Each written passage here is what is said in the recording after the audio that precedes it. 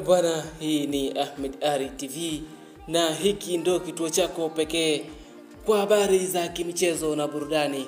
Kama ni mara yako ya kwanza kutembelea channel hii, basi usipite bila kusubscribe, kulike, kushare na kucomment katika eneo la comment section. Hii ni siku kubwa, ni siku ambayo Simba yuko kwenye kibarua kizito.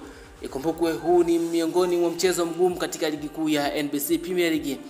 Katika mchezo uliopita wa ligi kuu ya NBC Premier League, Simba Sports Club dhidi ya Dodoma FC, Dodoma Jiji waliweza kufungwa kwa goli ambalo lilitokana na matokeo ya Mohamed Hussein kufanywa faulu katika boxi na Jean Charles Ahoua akafunga goli hilo kwa mkwaju wa penalty. Lakini ilikuwa ni mechi ngumu kiasi cha kwamba Simba walipambana kweli mpaka kuhakikisha wanapata goli hilo la ushindi ambalo lilikuwa ni gumu sana kulipata katika mchezo huu. Lakini hii leo nakwenda kuanza mchezo huu kwa takwimu au kukujuza zile takwimu kabla ya kuanza kukuonesha mchezo huu live za Simba Sports Club dhidi ya Dodoma Jiji. Lakini kwenye msimamo wa ligi kuu NBC Premier League, Simba Sports Club yuko namba 2 akiwa amecheza mchezo 21, ana alama 54, nyuma ya Yanga ambaye amecheza mchezo 22 na ana alama 58. Na ikumbukwe huu ni mchezo wa kipolo, Simba Sports Club dhidi ya Dodoma FC. Lakini